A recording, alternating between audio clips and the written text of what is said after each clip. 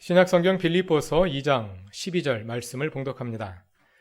그러므로 사랑하는 여러분, 여러분이 언제나 순종한 것처럼 내가 함께 있을 때뿐만 아니라 지금과 같이 내가 없을 때에도 더욱 순종하여서 두렵고 떨리는 마음으로 자기의 구원을 이루어 나가십시오. 아멘. 이것은 하나님의 말씀입니다. 그동안 우리는 4주에 걸쳐 우리의 행위와 구원, 믿음과 삶의 문제를 비교적 세밀하게 살펴보았습니다. 오늘은 5번째이자 연속 설교의 마지막으로서 그동안 함께 살펴본 내용들을 정리해보고 이와 관련해서 한두 가지 더 생각할 점들을 살펴본 후에 설교를 마무리하고자 합니다. 이번 설교를 이어오는 가운데 몇 가지 분명한 전제가 되었던 것들이 있습니다. 화면에 4가지로 정리해 보았는데요.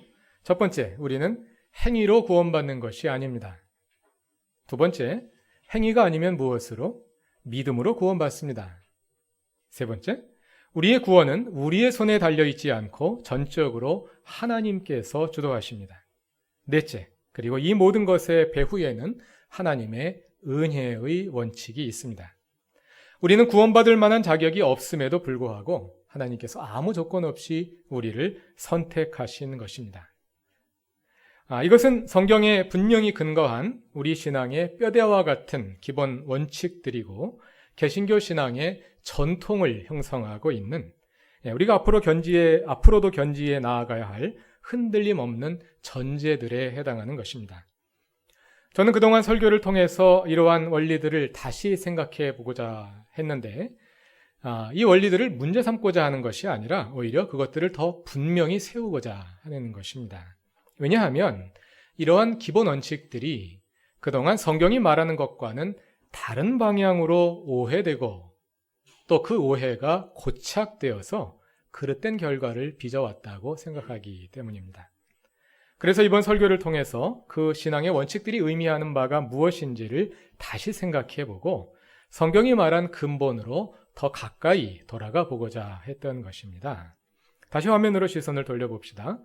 이런 원칙들이 그동안 어떻게 오해되어 온 것일까요? 그동안 우리의 오해는 대개 한 방향으로 수렴되어 왔습니다. 첫 번째, 우리는 행위로 구원받는 것이 아니다. 이로부터 우리는 다음과 같은 결론을 끌어내곤 합니다. 그러므로 행위는 없어도 된다. 두 번째, 우리는 믿음으로 구원받습니다. 이로부터 우리는 보통 다음과 같은 결론을 이끌어냅니다. 그러므로 행위는 없어도 된다. 세 번째, 우리의 구원은 노력이 아니라 전적으로 하나님의 주도하심에 달려 있습니다. 그러므로 우리의 행위는 없어도 된다. 네 번째, 이 모든 것의 배후에는 은혜의 원칙이 있습니다. 우리가 무슨 자격이 있거나 업적이 있어서 구원받은 것이 아니라 오직 하나님의 은혜인 것이죠. 모든 것이 하나님의 은혜이므로 우리의 행위는 없어도 된다. 이렇게 4가지 원칙의 결론은 모두 일관되게 행위 없음으로 나타납니다. 그럼 이 모두를 다 합하면 어떤 결과가 나올까요? 0 더하기 0 더하기 0 더하기 0은 0이지요. 그럼 다 곱하면 어떻게 될까요? 0 곱하기 0 곱하기 0 곱하기 0은 0이지요. 결론은 마찬가지입니다. 그러니까 우리는 그동안 신앙의 근간이 되는 이러한 흔들림 없는 전제들을 그저 그리스도인다운 삶이 없는 우리의 모습을 합리화하는 알리바이로 사용해 온 것입니다. 그래서 이러한 모든 과정의 결과로 하나님께서 그 아들을 십자가에 죽게 하신 그 은혜는 그저 하나의 값싼 은혜로 전락해버리고 말았습니다. 그러나 이러한 원칙들을 성경이 말하는 대로 올바로 이해한다면 어떠한 모습이 되어야 할까요? 그동안 설교를 통해 말씀드린 내용은 다음과 같습니다. 첫째, 우리는 행위로 구원받는 것이 아닙니다. 그러나 이것은 행위와 구원 사이에 행위가 원인이 되고 구원이 결과가 되는 인과관계가 없다는 말이지 행위와 구원 사이에 아무 관계가 없다는 뜻이 아닙니다. 행위와 구원은 무관하지 않습니다. 두 번째, 우리는 예수를 믿어 구원을 받습니다. 그러나 예수를 믿는다는 것은 예수에 관한 교리를 믿는 것이 아니라 예수님 그분과 인격적인 만남을 가지는 것입니다. 우리를 구원하는 효력은 예수 그리스도와 그의 십자가에 있는 것이지 교리에 대한 나의 확신에 있는 것이 아닙니다. 셋째, 그래서 예수를 믿는다는 것은 예수를 내 삶의 주님으로 영접하는 것입니다. 그리고 그분께 내 삶의 중심을 내어드려 그분이 주님으로 나를 온전히 이끄시도록 하는 것입니다. 하나님의 다스리심이, 즉 하나님의 나라가 내 삶 속에 온전히 이루어지게 하는 것입니다. 믿음이란 하나님의 주 되심을 우리 삶에 실현하는 것이다. 이것을 가장 분명하게 보여주는 성경 말씀이 마가복음 1장 14절과 15절입니다. 마가복음 1장 14절은 세례 요한이 잡힌 뒤에 예수께서 갈릴리에 오셔서 하나님의 복음을 선포하셨다고 말합니다. 그 선포하신 복음의 내용이 무엇이었을까요? 교리를 선포한 것이 아닙니다. 그 예수께서 선포하신 복음의 내용이 바로 이어지는 15절에 요약되어 있습니다. 때가 찼다. 하나님의 나라가 가까이 왔다. 회개하여라. 복음을 믿어라. 복음, 헬라어로 유앙겔리온, 좋은 소식, 기쁜 소식이라는 뜻입니다. 어떤 소식이냐? 하나님의 나라가 왔다는 소식입니다. 그리고 복음을 믿는다는 것은 복음에서 선포된 그 하나님의 나라, 하나님의 다스리심을 내 삶에 실현하는 것입니다. 그것이 복음을 믿는 것입니다. 네 번째, 이 모든 과정을 통해 하나님의 은혜는 이제 더 이상 값싼 은혜로 싸구려 취급을 받지 않고 우리의 모든 삶을 통해 보답되는 귀중한 은혜로서 제 위치를 되찾게 됩니다. 그 보답으로서의 삶은 이제 더 이상 율법을 따르는 삶이 아니라 구원받은 자의 자유를 누리는 자유의 윤리를 실천하는 삶이 됩니다. 다시 화면에서 보시는 것처럼 이것은 그동안 기독교, 특히 우리 개신교회가 전통적으로 견지해온 구원의 원칙들을 흔들고자 하는 것이 아니라 오히려 그 성경적인 본래의 의미들을 드러내고 바로 세우고자 하는 것입니다. 그 원칙들이 바로 세워질 때 우리의 신앙을 이렇게 정리할 수 있을 것입니다. 우리는 행위로 구원받지 않고 믿음으로 구원받습니다. 우리는 예수를 믿음으로 우리 삶에 하나님의 주 되심을 실현하는데 구체적으로는 자유의 윤리를 실천하는 그리스도인다운 삶으로 하나님의 은혜에 보답하는 것입니다. 그런데 여기에는 한 가지 보완해야 할 점이 있습니다. 믿음이란 하나님의 주 되심을 우리의 삶에 실현하는 것이라 할 때 그것은 어느 한순간에 이루어지는 일이 아니기 때문입니다. 다시 말해서 우리의 믿음은 어느 한순간에 이루어지는 것이 아니라 계속되는 과정을 통해 완성되어 가는 것입니다. 예수님을 주님으로 영접한다는 것은 단지 예수에 대한 교리에 동의하는 것으로 그치지 않습니다. 예수를 주님으로 영접하는 것은 예수께서 실제로 내 삶의 주인이 되시게 하는 것입니다. 예수께 이끌리는 것은 무당이 신 들리는 것과는 다릅니다. 무당이 신이 들리면 귀신이 그 속에 들어가서 그의 인격을 대체하고 그를 지배해버립니다. 그러한 현상은 한순간에 일어납니다. 그러나 예수님은 우리를 그런 방식으로 지배하지 않으십니다. 예수님은 우리 가운데 오셔서 내주하시며 우리를 만나시고 계속되는 만남을 통해 우리의 인격을 변화시켜 가십니다. 그 모든 과정을 주님께서 주도하십니다. 그러나 우리가 내어 드리는 만큼만 주도하십니다. 우리가 내어 드리지 않으면 예수님은 기다리십니다. 왜냐하면 예수님은 우리의 자유를 존중하시기 때문입니다. 우리의 신앙 성장과 인격 성장은 유교의 인격 수양이나 다른 종교의 수행과 다릅니다. 왜냐하면 이 모든 것이 나의 노력으로 이루어지는 것이 아니라 전적으로 하나님께서 주도하시기 때문입니다.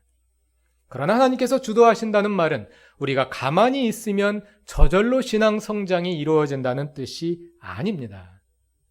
우리가 하나님께 우리 자신을 내어 드리지 않는 한 하나님은 우리를 일방적으로 지배하지 않으십니다. 왜냐하면 하나님은 우리를 자유를 가진 인격으로 대하시기 때문입니다. 그래서 우리는 끊임없이 우리 자신을 예수님께 내어 드려야 합니다. 그러한 과정을 통해서 예수님은 우리의 주님이 되어 가시는 것입니다. 내가 입으로 예수님이 주님이라고 말한다고 해서 이루어지는 것이 아닙니다. 내가 내어 드리지 않으면 예수님은 우리의 삶의 실제적인 주님으로서 역할하시기를 보류하고 기다리십니다. 우리와 예수님과의 관계, 우리의 믿음이 성숙해가는 과정을 결혼에 비유할 수 있습니다. 두 사람이 만나 결혼을 합니다. 주례자가 이제 두 사람은 부부가 되었습니다. 이렇게 선언합니다. 그런데 여기서 두 사람이 부부가 되었다는 말은 그들이 완전한 부부로 완성되었다는 말이 아닙니다. 두 사람이 부부가 되는 과정이 이제 시작되었다는 뜻입니다. 두 사람이 결혼을 했으면 그 다음부터 어찌하든 이혼하지 않는 한 그 둘은 부부입니다. 그러나 명목상 부부가 아니라 실제 부부가 되기 위해서 두 사람은 함께 살아야 합니다. 아내는 남편에게, 남편은 아내에게 그의 인격과 삶의 많은 부분을 내어 주어야 합니다.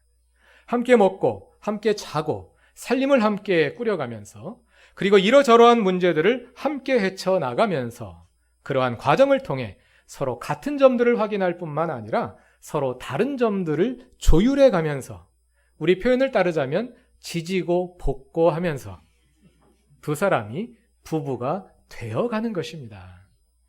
예수를 믿는 것도 이와 같습니다. 우리는 예수를 믿어 하나님의 자녀가 되었습니다. 여기서 우리가 예수를 믿었다는 말은 이제 믿음에 들어왔다는 말이지 그 믿음이 완성되었다는 뜻이 아닙니다. 이제 그 믿음의 과정이 시작된 것입니다. 예수님과의 결혼 생활이 이제 시작된 겁니다. 이제 예수와 함께 살아야 합니다. 그래야 부부잖아요. 함께 먹고, 함께 자고, 살림을 함께 꾸려가면서 예수님과 지지고 볶으며 결혼 생활을 이어가야 하는 겁니다. 그렇게 예수와의 계속된 만남을 통해서 우리가 변화되어 가는 것입니다. 그것이 믿음입니다. 신학적으로 우리가 믿음에 들어오는 사건을 가리켜서 칭의라고 합니다. 의롭다 칭함을 받는다. 의롭게 된다. 그리고 계속되는 신앙 성혈을 통해 변화되고 성숙해가는 과정을 가리켜서 성화라고 합니다. 칭의를 통해서 우리는 죽음으로부터 생명으로 옮겨집니다. 그래서 우리는 그리스도인이 되었습니다. 그러나 이 말은 우리가 그리스도인으로서 완성되었다는 뜻이 아닙니다. 그리스도인이 되는 과정이 이제 시작되었다는 뜻입니다. 그렇게 그리스도인이 되어가는 과정을 가리켜서 성화라고 합니다. 그럼 칭의와 성화는 어떻게 이루어지는 것일까요? 먼저 칭의는 믿음으로 됩니다. 이신칭의, 믿음으로 의롭게 되는 거죠. 그럼 성화는 무엇으로 될까요? 그동안 많은 사람들이 그래왔던 것처럼 믿음을 교리를 받아들이는 것으로 간주할 경우에 칭의는 교리와 연결되고 성화는 윤리와 연결됩니다. 교리를 받아들여 칭의, 곧 의롭다 하심을 받고 윤리적인 삶을 통해 성화되어 가는 거죠. 칭의와 성화, 교리와 윤리. 자, 그러면 이 윤리적인 삶을 이끄는 원리가 뭐겠습니까? 많은 사람들이 이 지점에서 율법을 다시 끌어들입니다. 의롭게 되어 하나님의 백성이 되었으니 이제는 하나님 믿는 사람답게 살아야겠는데 그저 교리를 받아들이는 믿음에서는 감사도 나오지 않고 마음속에서 샘솟는 기쁨도 솟아나지 않거든요. 그러니 어떡합니까? 예수를 믿었으니 믿는 사람답게 살아야겠는데 믿음에서 자연스럽게 삶의 열매가 나오지 않으니 어떻게 하겠습니까? 결국 우리는 삶을 위해 믿음이 아닌 다른 원리를 끌어올 수밖에 없고, 다른 원리를 찾자니 우리가 알고 있는 것은 율법밖에 없고, 그래서 율법을 다시 끌어들이게 되는 것입니다. 바울은 우리를 율법의 속박으로부터 자유롭게 하기 위해 온 삶을 던져 싸웠는데, 우리는 바울의 이름으로 그 율법을 다시 끌어들이는 것입니다. 그것이 한국 개신교회의 현실입니다. 한국교회는 저마다 복음주의자임을 자처합니다. 만일 그 이름대로 한국교회에 진정 복음이 선포되고 있다면 우리는 교회에 다닐수록 더 자유를 누리는 경험을 해야 되겠습니까? 아니면 교회에 다닐수록 더 죄에 눌리는 경험을 해야 되겠습니까? 그런데 왜 우리는 교회에 오래 다닐수록 더 죄책감에 시달리게 되느냐 말입니다. 복음의 생명력이 발휘되지 못하기 때문입니다. 복음이 복음주의가 되면서 교리로 축소되었기 때문에 예수를 믿는다고 하면서도 그 믿음에서 성화의 능력이 나오지를 않는 겁니다. 그럼 진정한 성화의 추동력은 어디에서 나오겠습니까? 성화, 거룩해진다는 뜻이지요. 성화란 우리가 더욱더 성령에 이끌리는 존재로 변화되어 가는 것을 말합니다. 성령에 이끌린다는 말은 예수님이 우리 삶의 주인이 되신다는 말과 같은 뜻입니다. 따라서 성화의 과정이란 곧 예수의 주 되심이 실현되어 가는 과정이라고 말할 수 있겠습니다. 예수를 우리 삶의 주인이 되게 하시는 것, 그게 뭡니까? 그게 바로 믿음이지 않습니까? 성화도 믿음으로 되는 것입니다. 우리는 믿음으로 의롭게 될 뿐만 아니라 믿음으로 성화되는 것입니다. 우리가 그리스도인으로서 시작하고 우리가 주님 다시 오실 때까지 또는 우리가 죽기까지 그리스도인으로 성숙해가는 그 모든 과정이 다 믿음으로 이루어지는 것입니다. 그리고 그 전체의 과정을 가리켜서 구원이라고 하는 것입니다. 우리는 보통 칭의를 구원이라고 하고 성화는 구원받은 이후의 과정으로 생각하는 경향이 있습니다. 그래서 제가 지금 구원이 과정이라고 말할 때 지난번 설교에서도 그렇게 말했는데 그 말에 굉장히 낯설게 느끼시는 분들이 많을 거예요. 신앙교육을 잘 받아오신 분들일수록 저거 왜 이단적인 메시지 아니야? 이렇게 느껴지실 거예요, 실제로. 왜냐하면 그것이 그만큼 이미 우리가 구원받았다는 사실이 한국교회에서는 굉장히 강조되었거든요. 왜 이것이 강조되느냐? 구원의 확신이 강조되었기 때문에. 구원의 확신을 강조하다 보니까 이미 구원받았다는 사실이 강조되어 온 겁니다. 틀린 말은 아닙니다. 그러나 성경이 말하는 바와 정확히 일치하는 것은 아닙니다. 이번 설교에서 주로 바울 서신을 다루었기 때문에 바울 서신에 국한하여 보자면 바울 서신에는 우리가 이미 구원받았다는 말과 우리가 미래에 구원받을 것이라는 말이 함께 나오는 것을 볼 수가 있습니다. 그런데 여러분, 둘 중에 어느 쪽이 더 많을까요? 이미 구원받았다는 말이 더 많을까요? 아니면 미래에 구원받을 것이라는 말이 더 많을까요? 설교 분위기를 딱 파악하고 계시네요. 바울 서신에는 구원이라는 말이 동사와 명사형으로 45번 나옵니다. 그런데 그 중에서 우리가 이미 구원받았다고 말하는 구절은 에베소서 2장 5절과 8절, 디도서 3장 5절 이렇게 3곳뿐입니다. 제가 어제 급하게 찾아본 것이라서 완전히 정확하다고 확답하기는 어렵습니다. 그러나 쫙 찾아보니까 3곳밖에 안 나와요. 의아하게 생각되는 분들이 많을 거라고 생각됩니다. 한번 여러분들 집에 가셔서 인터넷 성경이나 스마트폰 성경 어플에서 구원이라는 단어로 검색해 보십시오. 로마서부터 빌레몬서까지 13권의 책이 바울 서신입니다. 그 13권의 책에서 물론 이제 헬라어가 정확히 우리말하고 1:1로 대입되지 않기 때문에 정확한 검색은 아니지만 그래도 거의 90% 이상 정확도의 검색이 나올 거예요. 한번 찾아보셔서 확인해 보시기 바랍니다. 바울은 더 많은 곳에서 우리의 구원을 미래에 이루어질 일로 서술합니다. 확인하기 위해서 다 같이 성경 몇 구절을 찾아보겠습니다. 로마서 5장 9절입니다.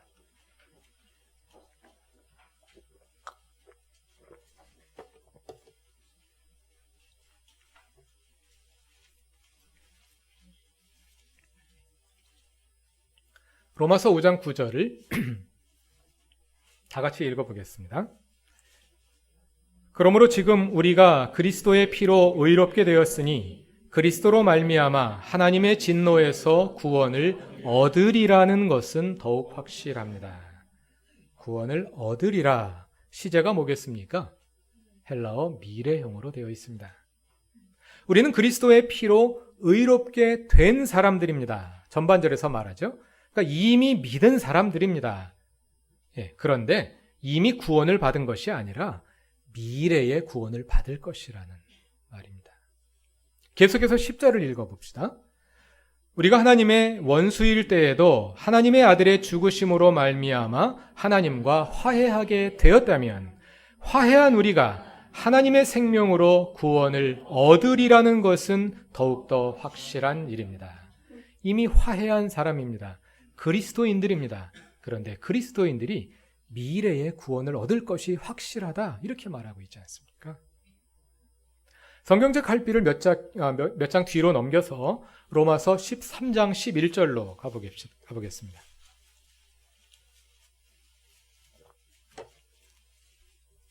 로마서 13장 11절 다 같이 읽습니다. 여러분은 지금이 어느 때인지 압니다. 잠에서 깨어나야 할 때가 벌써 되었습니다. 지금은 우리의 구원이 우리가 처음 믿을 때보다 더 가까워졌습니다. 구원이 가까워졌다. 아직 오지 않았다는 뜻이죠. 그런데 이 구절에서요, 말하는 구원의 때는 언제를 말하는 걸까요? 분위기가 어떻습니까? 지금 뭐에 관해 말하는 분위기 같습니까? 구원의 때가 가까워지고 있다. 계속되는 전후 구절을 읽어보면 종말에 관해 말하고 있는 거죠.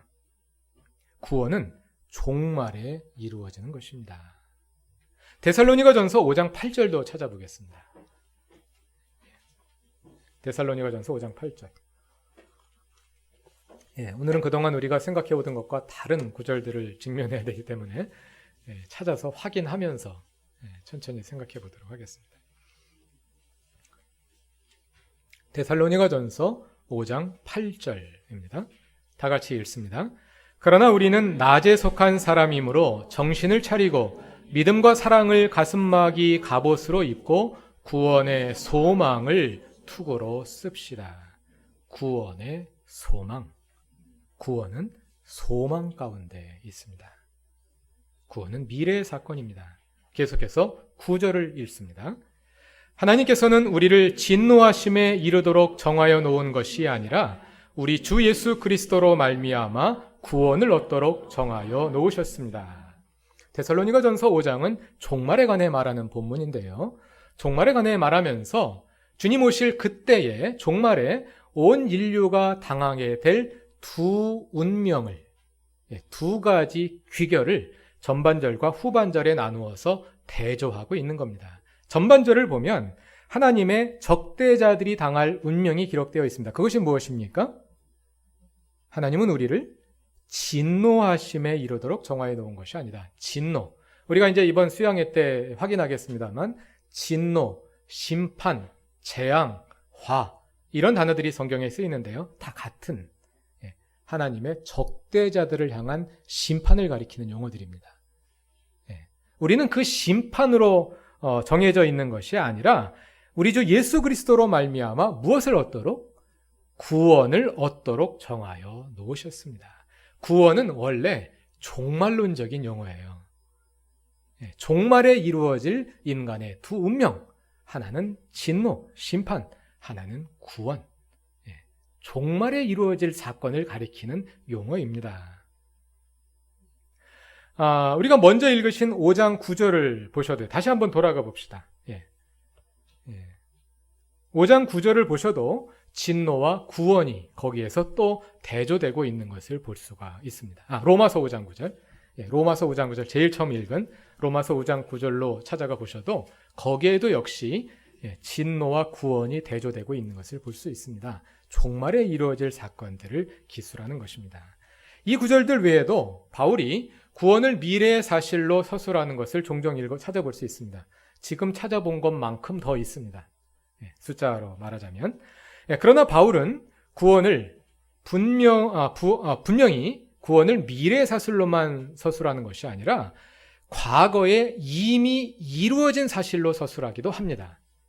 비록 구원이라는 용어를 명시적으로 사용하는 것은 세 곳에 불과하지만 구원이 아닌 다른 용어를 사용해서 구원이 우리 가운데 이미 이루어졌음을 암시하는 구절들이 많습니다.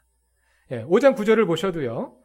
후반절에서는 구원을 미래형으로 말하고 있지만 전반절은 우리가 이미 그리스도의 피로 의롭게 되었다고 과거형으로 말하고 있지 않습니까?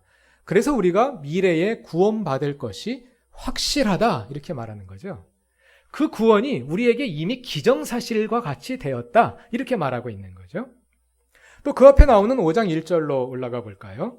여기서도 우리는 믿음으로 의롭다 하심을 5장 1절에도 보면 믿음으로 의롭다 하심을 받았다 이렇게 말하는 것을 볼 수 있습니다. 또 우리가 잘 아는 고린도후서 5장 17절에 가면 누구든지 그리스도 안에 있으면 그는 새로운 피조물입니다. 옛 것은 지나갔습니다. 보십시오. 새 것이 되었습니다. 이렇게 선언하죠. 이미 구원이 우리에게 이루어진 사실처럼 서술하는 겁니다. 이런 역설이 성경에 담겨 있습니다. 구원은 아직 이루어지지 않은 미래의 일이면서 동시에 이미 이루어진 현재의 일이기도 한 것입니다. 여기에 대해서 설명하자면 또 많은 이야기를 할 수 있겠습니다만 간단하게 정리하자면 그리스도인의 그러니까 간단하게 정리하자면 구원은 미래의 사실이면서 동시에 현재의 사실인 거죠. 그 말이 무슨 뜻이냐? 그것도 한참 설명해야 되겠지만 미래의 사실이면서 동시에 현재의 사실입니다. 그런 상황을 잘 보여주는 것이 로마서 8장 24절입니다. 로마서 8장 24절에서 바울은 우리는 이 소망으로 구원을 얻었습니다. 이렇게 말합니다. 소망으로 구원을 얻었습니다. 직역하자면 우리는 소망이라는 견지에서 볼 때 이미 구원을 얻었습니다. 이렇게 말하는 겁니다. 구원은 종말에 이루어질 미래의 사실이지만 우리는 소망 가운데 미래의 구원, 종말의 구원을 현재화하면서 살아가는 겁니다. 현재에 살지만 사실은 미래를 살고 있는 겁니다. 현재에 살지만 사실은 종말을 살고 있는 것입니다. 그것이 신앙생활의 본질입니다. 그래서 우리의 구원은 현재 진행 중입니다. 그래서 고린도전서 1장 8절에서는 이렇게 말합니다. 십자가의 말씀이 멸망할 자들에게는 어리석은 것이지만 구원을 받는 사람인 우리에게는 하나님의 능력입니다. 구원을 받는 사람, 더 정확하게 번역하면 받는 현재 진행형으로 되어 있습니다. 구원을 받고 있는 우리에게는 우리는 구원을 받고 있는 중이라는 거예요. 그것이 고린도전서 1장 18절에서 말하는 겁니다. 우리의 구원은 현재 진행 중입니다. 그래서 오늘 본문 빌립보서 2장 12절에서 바울은 두려움과 떨림으로 우리의 구원을 이루어 나가라고 말하는 것입니다. 두려움과 떨림으로 너희 구원을 이루어 나가라.